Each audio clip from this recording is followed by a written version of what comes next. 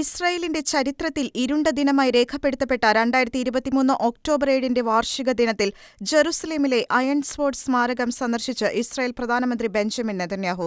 സ്മാരകത്തിൽ മെഴുകുതിരി കത്തിച്ച നെതന്യാഹു ഇസ്രായേൽ ജനത സിംഹിയെപ്പോലെ ഉണർന്നുവെന്നും യുദ്ധത്തിൽ ജീവൻ പൊലിഞ്ഞവരെയും ബന്ദികളെയും അനുസ്മരിക്കുന്നുവെന്നും പറഞ്ഞു. 360-ലധികം ആളുകൾ കൊല്ലപ്പെടുകയും ഡസൻ കണക്കിന് പേർ ബന്ദികളാക്കപ്പെടുകയും ചെയ്ത സംഗീതോത്സവത്തിന്റെ സ്ഥലമായ റേമിൽ ഒരു വർഷം മുൻപ് പാർട്ടിയിൽ പ്ലേ ചെയ്ത സംഗീത ട്രാക്കോടെ ആരംഭിച്ച അനുസ്മരണ ചടങ്ങിൽ ഇസ്രായേൽ പ്രസിഡന്റ് ഐസക് ഹെർസോഗ് അധ്യക്ഷത വഹിക്കുകയും ദുഃഖിതരായ കുടുംബങ്ങളോടും സുഹൃത്തുക്കളോടുമൊപ്പം സമയം പങ്കിടുകയും ചെയ്തു.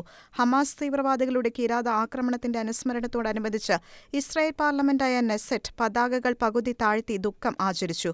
ഒരു വർഷം മുൻപ് ഇസ്രായേൽ അതിർത്തിയിലെ സമൂഹങ്ങൾക്ക് നേരെ ഹമാസ് നടത്തിയ ആക്രമണത്തിന്റെ അനുസ്മരണാർത്ഥം ഒക്ടോബർ 7 രാവിലെ 6:29 രാജ്യത്തുടനീളം സൈറൺ മുഴക്കുകയും 1 മിനിറ്റ് നിശബ്ദത പാലിക്കുകയും ചെയ്തു. ജെറുസലേമിൽ ബന്ദികളുടെ കുടുംബങ്ങൾ തങ്ങളുടെ പ്രിയപ്പെട്ടവരുടെ ഫോട്ടോകളുമായി തെരുവുകളിൽ ദുഃഖപ്രകടനങ്ങൾ നടത്തി.